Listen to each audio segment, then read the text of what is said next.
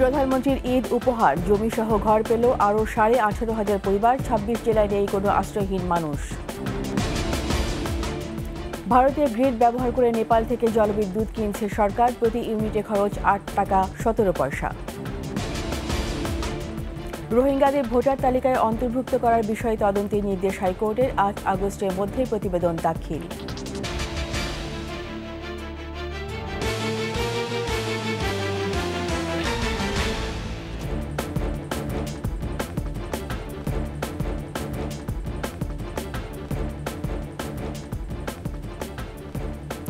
শুনছিলেন first security ইসলামী bank PLC সংবাদ শিরোনাম। আমন্ত্রণ রাতের 21 সংবাদের সাথে আছি আমি রীতা চৌধুরী। দর্শক, 21 টেলিভিশনের সংবাদ একই সাথে সরাসরি দেখতে পাবেন আমাদের ফেসবুক পেজ www.facebook.com/2124 অনলাইনে। জমির মালিকানা সহ স্থায়ী ঠিকানা পেলেন আরও 18,566টি ভূমি ও গৃহহীন পরিবার। আজ দেশের 26 জেলার সব উপজেলা সহ আরও নতুন 70টি উপজেলাকে ভূমি ও গৃহহীন মানুষ মুক্ত ঘোষণা করলেন প্রধানমন্ত্রী শেখ হাসিনা। বক্তব্যে তিনি বলেন, মানুষের জীবনমান উন্নত করাই সরকারের অন্যতম লক্ষ্য। সম্প্রতি ঘূর্ণিঝড় রিমালের প্রভাবে ক্ষতিগ্রস্তদের তালিকা তৈরি করা হয়েছে, জানিয়ে সবাইকেই সহায়তার কথাও জানান প্রধানমন্ত্রী। কক্সবাজার থেকে বিস্তারিত জানাচ্ছেন ফারজানা শোভা, ক্যামেরায় ছিলেন তপু শাহিন। সমুদ্রের কোল ঘেঁষা কক্সবাজারের সদর, ঈদগাঁও আর মহেশখালীতে আজ সাত রব। এই তিনটি উপজেলার সাথে আজ পুরো জেলা গৃহ ও ভূমিহীন মুক্ত। কক্সবাজার ছাড়াও লালমনিরহাটে 1282টি এবং ভোলায় 1234টি বাড়ি হস্তান্তর করতে প্রধানমন্ত্রী গণভবন থেকে ভিডিও কনফারেন্সে যুক্ত হন সুবিধাভোগীদের সাথে। আশ্রয়ণ 2 প্রকল্পের পঞ্চম পর্বের দ্বিতীয় ধাপে 18,566টি গৃহ ও ভূমিহীন পরিবারকে বাড়ি হস্তান্তরের পাশাপাশি তিনি 26 জেলার সব উপজেলা সহ আরও 70টি উপজেলাকে ভূমি ও গৃহহীন মানুষ মুক্ত ঘোষণা করেন। আগে যে কষ্ট পাইছি, বিড়া বাড়ি নোয়াশিল, ঘর বাড়ি নোয়াশিল, এখন আমরা একটু পানি ভাসি, বিদ্যুৎ ভাসি। আমার প্রধানমন্ত্রী কার্ড ঘর দিছে, ওই ঘরটা নিয়ে আমি সুখে আছি। ফুটপাড়ে বসত বাড়ির থেকে তুলে এনে আমাদেরকে একটি মজিব শতবর্ষ বাড়ি দিচ্ছেন। আমরা অনেক আনন্দিত, অনেক খুশি। প্রধানমন্ত্রী বলেন, প্রাকৃতিক দুর্যোগে ক্ষতিগ্রস্তদের পাশে আছে আওয়ামী লীগ সরকার। রেমালে ক্ষতিগ্রস্তদের ঘরবাড়ি নির্মাণ থেকে শুরু করে অর্থনৈতিক সচ্ছলতার জন্য সহায়তা দেওয়ার আশ্বাস দেন। ইতিমধ্যে আমরা কিন্তু তালিকা করেছি কোন কোন এলাকায় কতগুলি ঘর সম্পূর্ণভাবে বিধ্বস্ত হয়েছে, কতগুলি আংশিক বিধ্বস্ত হয়েছে। যেগুলি সম্পূর্ণ ক্ষতিগ্রস্ত তাদেরকে আমরা ঘর তৈরি করে দেব। আংশিক ক্ষতিগ্রস্ত তাদের জন্য আমরা ঘর নির্মাণ উপকরণ দিয়ে সহায়তা করব। যে আপনাদের চিন্তার কোনো কারণ নেই, প্রত্যেকেরই ঘর নির্মাণ যাতে করতে পারেন সে ব্যবস্থাটা ইনশাল্লাহ আমি করে দেব। আশ্রয়ণ সহ সরকারের অন্তর্ভুক্তিমূলক উন্নয়নের সুফলভোগীদের যত্নবান হওয়ার আহ্বান জানিয়ে প্রধানমন্ত্রী বলেন, 1 ইঞ্চি জমিও অনাবাদি না রেখে উৎপাদন করতে হবে। ইতিমধ্যে আমরা বিভিন্ন জায়গায় এই আশ্রম প্রকল্প দিয়ে মানুষকে পুনর্বাসন করেছি। একটা আত্মবিশ্বাস, আত্মমর্যাদাবোধ ফিরে এসেছে। একটি দেশকে উন্নত করতে হলে এটা সবথেকে বেশি প্রয়োজন। বিদ্যুৎ ব্যবহারে সাশ্রয়ী হতে হবে, মিতব্যয়ী হতে হবে এবং যে জিনিসটা আপনি পাচ্ছেন কোনো অর্থ খরচ করতে হচ্ছে না, কিন্তু সেটাকে আপনাকেই রক্ষা করা, আপনার নিজের সম্পদ হিসেবে যত্ন নিতে হবে। সেটাই আমি আপনাদের বলবো। সকলকে আমি আহ্বান জানাবো, কোথাও যেন 1 ইঞ্চি জমি অনাবাদি না থাকে। প্রতিটি গ্রামকে নাগরিক সুবিধার আওতায় আনা হবে জানিয়ে বঙ্গবন্ধু কন্যা বলেন, পিতার মতো তারও লক্ষ্য জনগণের জীবনমান উন্নত করা। আমার বাবা যেভাবে নিজেকে বাংলাদেশের জনগণের সেবক হিসেবে ঘোষণা দিয়েছিলেন, আমিও তার পদাঙ্ক অনুসরণ করে বাংলাদেশের মানুষের সেবক হিসেবেই নিজেকে আমি উপস্থাপন করি এবং আমার চেষ্টা হচ্ছে এ বাংলাদেশ কখনো পিছিয়ে থাকতে পারবে না। এ বাংলাদেশকে এগিয়ে নিয়ে যেতেই হবে। এদেশের মানুষ ক্ষুধা দারিদ্র্য থেকে মুক্তি পাবে, প্রত্যেকটা মানুষ সুন্দর জীবন পাবে। এ নিয়ে ভূমি ও গৃহহীন মুক্ত জেলার সংখ্যা দাঁড়ালো 58টি এবং উপজেলা 464টি। এ যেন এক বদলে যাওয়া জনপদের গল্প। দারিদ্র্যের তকমা ঝেড়ে ফেলে এসব প্রান্তিক মানুষ স্বপ্ন দেখছেন নতুন করে বাঁচবার। শুধু অর্থনৈতিক সচ্ছলতাই নয়, সামাজিক সম্মান এনে দেওয়া 2 শতকের জমি সহ এসব বাড়ি হস্তান্তর করে প্রধানমন্ত্রী শেখ হাসিনা বললেন, জনগণ সচেতন এবং একতাবদ্ধ থাকলে সব প্রতিকূলতা মোকাবেলা করেও বাংলাদেশ এগিয়ে যাবে। বিশ্বের বুকে মাথা উঁচু করে উন্নত দেশের কাতারে শামিল হবে অচিরেই। ঈদগাহ থেকে ফারজানা শোভা, 21 টেলিভিশন, কক্সবাজার। ভারতের জাতীয় গ্রিড ব্যবহার করে আগামী 5 বছরের জন্য 40 মেগাওয়াট জলবিদ্যুৎ আমদানির অনুমোদন দিয়েছে পণ্য ক্রয় সংক্রান্ত মন্ত্রিসভা কমিটি। এতে প্রতি ইউনিট খরচ হবে 8 টাকা 17 পয়সা। গ্রিড ব্যবহারে প্রতি ইউনিটে 0.059 রুপি ভাড়া দিতে হবে ভারতকে। সাথে সাথে ট্রান্সমিশন খরচও বহন করতে হবে বাংলাদেশকে। ট্রান্সমিশন ফি এখনও নির্ধারিত হয়নি। বৈঠকের পর সংবাদ সম্মেলনে মন্ত্রিপরিষদ বিভাগের সংস্কার ও সমন্বয় সচিব মাহমুদুল হুসাইন খান জানান, নেপাল ইলেকট্রিসিটি অথরিটি ও বাংলাদেশ বিদ্যুৎ উন্নয়ন বোর্ডের মধ্যে একটি চুক্তি করার সিদ্ধান্ত হয়েছে। প্রকল্প বাস্তবায়নে 5 বছর মেয়াদী 650 কোটি টাকার একটি প্রকল্প নেওয়া হচ্ছে।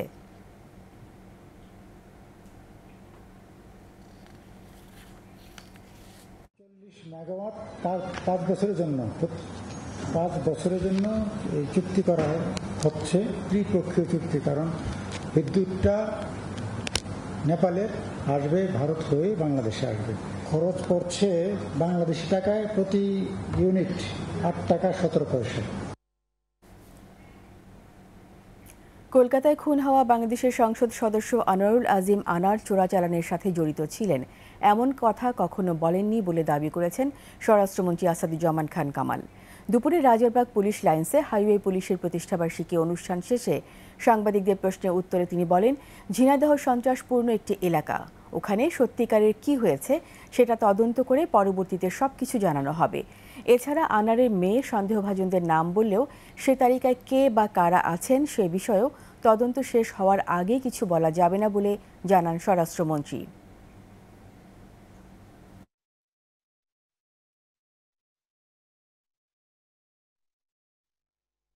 পক্ষ থেকে কোনোদিন বলা হয় নাই যে চোরাচালানি কোনো রাজনীতি। আমরা সবসময় বলে আসছি, এমপি আমাদের ওই এলাকাটা একটা সন্ত্রাস কবল এলাকা, ওখানে কি হয়েছে সত্যিকারের ঘটনা সেটা আমাদের জানতে হবে। আমরা এখন তদন্ত করছি, তদন্ত পরে আপনাদেরকে জানাবো। সারা দেশে কতজন রোহিঙ্গাকে ভোটার তালিকায় অন্তর্ভুক্ত করা হয়েছে তা তদন্তের নির্দেশ দিয়েছে হাইকোর্ট। আগামী 8 আগস্টের মধ্যে প্রতিবেদন দাখিল করতে বলা হয়েছে। এক সম্পূরক আবেদনের শুনানি শেষে বিচারপতি নাইমা হায়দার ও বিচারপতি কাজী জিনাত হকের বেঞ্চ এই আদেশ দেন। শাকির আরজু রিপোর্ট। 2016 সাল থেকে কক্সবাজারের ঈদগাঁও উপজেলার ঈদগাঁও ইউনিয়ন পরিষদের ক্ষমতাধর কথিত জনপ্রতিনিধির যোগসাজশে অর্থের বিনিময়ে অসংখ্য রোহিঙ্গাকে জাল ঠিকানা, ভুয়া পিতামাতা সাজিয়ে ও জাল কাগজপত্র তৈরি করে জন্ম নিবন্ধন, জাতীয় পরিচয়পত্র সহ দেশের নাগরিকত্ব দিতে সরাসরি সহায়তা করেন বলে অভিযোগ ওঠে। কোনো ব্যবস্থা না নেওয়ায় স্থানীয় এক বাসিন্দা 38 জন রোহিঙ্গার নাম উল্লেখ করে সংশ্লিষ্ট কর্তৃপক্ষের কাছে অভিযোগ করেন। সবশেষ 2023 সালের 29 অক্টোবর এক তদন্ত প্রতিবেদনে 38 জনের মধ্যে 35 জন রোহিঙ্গার বিষয়ে সত্যতা পাওয়া যায়। এসব রোহিঙ্গার নাম ভোটার তালিকা থেকে বাদ দেওয়ার জন্য কোনো পদক্ষেপ নেওয়া হয়নি। রোহিঙ্গাদের ভোটার রেখেই ওই ইউনিয়ন পরিষদ নির্বাচনের তফসিল ঘোষণা করা হয়। পরে এ ঘটনায় হাইকোর্টে রিট করা হয়।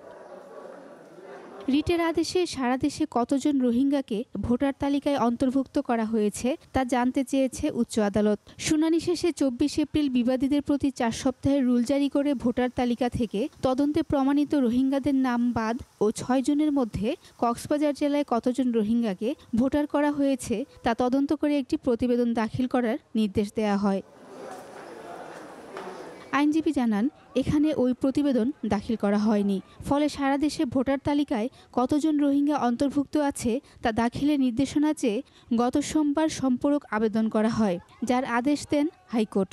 সারা দেশে কতজন রোহিঙ্গা এই পর্যন্ত ভোটার তালিকা অন্তর্ভুক্ত হয়েছে এবং তারা কোনো নাগরিকত্ব সুবিধা গ্রহণ করেছে কিনা সে ব্যাপারে আদালতে আগামী 8ই আগস্টের ভিতরে রিপোর্ট দাখিল করার জন্য নির্দেশ দেওয়া হয়েছে। বিবাদীরা হচ্ছেন স্থানীয় সরকার বিভাগের সচিব, প্রধান নির্বাচন কমিশনার, নির্বাচন কমিশন সচিব, রেজিস্ট্রার জেনারেল সহ 17 জন। আগামী 8ই আগস্টে তারা কতজন রোহিঙ্গা বাংলাদেশে ভোটার তালিকা অন্তর্ভুক্ত হয়েছে এই রিপোর্ট দিবে। রিট পিটিশন তো আসি, তারপরেও যারা কর্তৃপক্ষ আছে, সংশ্লিষ্ট যারা আছে, এহেন কর্মকার থেকে এই ভোটার তালিকা অন্তর্ভুক্ত করা থেকে বিরত থাকবে।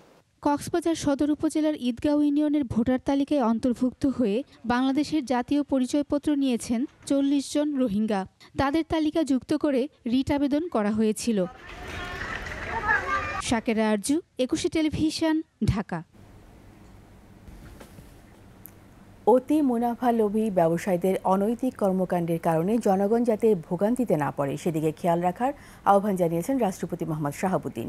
4 দিনে পাবনা সফরের তৃতীয় দিনে পাবনা সার্কিট হাউসে জেলার চেম্বার অব কমার্সের প্রতিনিধিদের সঙ্গে মতবিনিময় করেন রাষ্ট্রপতি। তিনি বলেন, নিয়ম নীতি মেনে ব্যবসা করলে সরকার সবসময় ব্যবসায়ীদের পাশে থাকবে।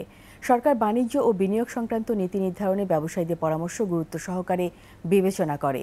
সরকারের প্রস্তাবিত 7,97,000 কোটি টাকার বাজেট বাস্তবায়নে ব্যবসায়ীদের সর্বাত্মক সহযোগিতা প্রত্যাশা করেন রাষ্ট্রপ্রধান। এ সময় পাবনার কৃষি, শিল্প সহ বিভিন্ন খাতের ঐতিহ্য ও বাণিজ্যিক সম্ভাবনা তুলে ধরে ব্যবসায়ী নেতৃবৃন্দকে বিদ্যমান সম্ভাবনাগুলোকে কাজে লাগাতে কর্মসংস্থান ও উদ্যোক্তা সৃষ্টিতে কার্যকর পদক্ষেপ নেওয়ারও আহ্বান জানান রাষ্ট্রপতি।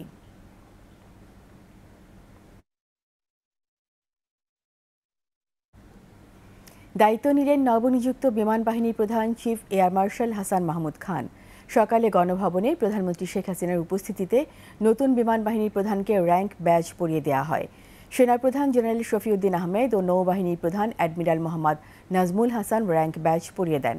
এ সময় বিমান বাহিনীর প্রধানকে ফুল দিয়ে অভিনন্দন জানান প্রধানমন্ত্রী। কুশলাদি বিনিময় সহ বিভিন্ন বিষয় নিয়ে প্রধানমন্ত্রীর সাথে কথা বলেন নবনিযুক্ত বিমান বাহিনীর প্রধান। প্রধানমন্ত্রীর সামরিক উপদেষ্টা, সামরিক সচিব সহ ঊর্ধ্বতন কর্মকর্তারা এ সময় উপস্থিত ছিলেন।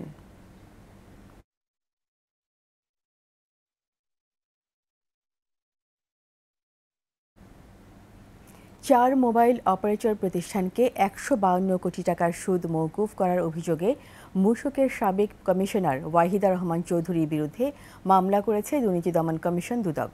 দুদকের সহকারী পরিচালক শাহ আলম বাদী হয়ে ঢাকা সমন্বিত কার্যালয় 1-এ মামলাটি করেন। রাজধানীর সেগুনবাগিচার সংস্থাটির প্রধান কার্যালয়ের সংবাদ সম্মেলনে দুদকের সচিব খোরশেদা ইয়াসমিন জানান, মূসকের সাবেক কমিশনার ওয়াহিদা রহমান ক্ষমতার অপব্যবহার করে একক নির্বাহীর সিদ্ধান্তে গ্রামীণফোন লিমিটেড, বাংলা লিংক, রবি ও এয়ারটেল এই 4টি প্রতিষ্ঠানকে 152 কোটি 89,390 টাকা অপরিশোধিত সুদ মওকুফ করে বিশেষ সুবিধা দিয়েছেন। এতে সরকারের ব্যাপক আর্থিক ক্ষতি হয়েছে বলে মন্তব্য করেন দুদক সচিব।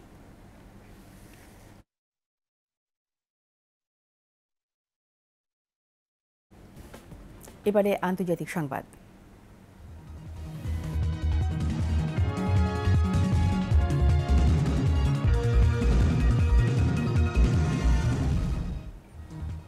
মার্কিন প্রেসিডেন্ট জো বাইডেনের দেয়া গাজায় যুদ্ধবিরতির প্রস্তাব জাতিসংঘের নিরাপত্তা পরিষদে পাশ হয়েছে। নিরাপত্তা পরিষদে পাশ হওয়া প্রস্তাবকে স্বাগত জানিয়েছে ফিলিস্তিনের সংগঠন হামাস। তবে জাতিসংঘে নিযুক্ত ইসরায়েলি প্রতিনিধি বলেছেন তারা গাজায় যুদ্ধ চালিয়ে যাবে। আরও জানাচ্ছেন আজহারুল ইসলাম। গত 31শে মে গাজায় 3 ধাপে যুদ্ধবিরতি কার্যকরের জন্য একটি প্রস্তাব দেন মার্কিন প্রেসিডেন্ট জো বাইডেন। প্রস্তাবে সম্পূর্ণ যুদ্ধবিরতি, হামাসের হাতে বন্দী জিম্মিদের মুক্তি, মৃত জিম্মিদের দেহাবশেষ ফেরত এবং ফিলিস্তিনি বন্দীদের বিনিময়ের শর্ত দেয়া হয়। প্রেসিডেন্ট বাইডেনের আনা প্রস্তাবটি ভোটাভুটির পর জাতিসংঘ নিরাপত্তা পরিষদে পাশ হয়েছে। 15 সদস্যের মধ্যে প্রস্তাবের পক্ষে ভোট পড়েছে 14টি। ভোট দেয়া থেকে বিরত ছিল শুধু রাশিয়া। ইসরায়েল ও হামাসকে অবিলম্বে যুদ্ধবিরতির প্রস্তাব মেনে নেওয়ার আহ্বান জানিয়েছেন জাতিসংঘে নিযুক্ত যুক্তরাষ্ট্রের দূত লিন্ডা থমাস গ্রিনফিল্ড। প্রস্তাবটিকে স্বাগত জানিয়েছে হামাস, তবে বিরোধিতা করেছে ইসরায়েল। জাতিসংঘে নিযুক্ত ইসরায়েলি প্রতিনিধি বলেছেন তারা গাজায় যুদ্ধ চালিয়ে যাওয়ার পাশাপাশি হামাস উপকৃত হয় এমন কোনো অর্থহীন আলোচনায় অংশ নেবে না। এমন সময় গাজায় যুদ্ধবিরতির এ প্রস্তাব পাশ হলো যখন ইসরায়েলের নির্বিচার হামলায় গেল 24 ঘন্টায় আরও অন্তত 40 জন ফিলিস্তিনি নিহত হয়েছেন। গাজায় এ পর্যন্ত নিহত হয়েছেন 37,000-এর বেশি ফিলিস্তিনি। আজহারুল ইসলাম, একুশে টেলিভিশন। এর সাথে শেষ করছি রাতের 21 সংবাদ। যাওয়ার আগে ফার্স্ট সিকিউরিটি ইসলামী ব্যাংক পিএলসি সংবাদ শিরোনামগুলো আরও একবার। প্রধানমন্ত্রীর ঈদ উপহার জমিসহ ঘর পেল আরও 18,500 পরিবার। 26 জেলায় নেই কোনো আশ্রয়হীন মানুষ। ভারতীয় গ্রিড ব্যবহার করে নেপাল থেকে জলবিদ্যুৎ কিনছে সরকার। প্রতি ইউনিটে খরচ 8 টাকা 17 পয়সা। রোহিঙ্গাদের ভোটার তালিকায় অন্তর্ভুক্ত করার বিষয়ে তদন্তের নির্দেশ হাইকোর্টের। 8 আগস্টের মধ্যে প্রতিবেদন দাখিল।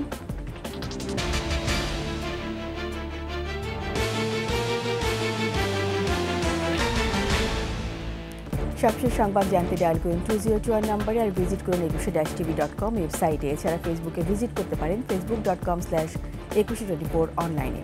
এতক্ষণ সঙ্গে থাকার জন্য সবাইকে ধন্যবাদ। পরবর্তী সংবাদ দেখার আমন্ত্রণ রইল।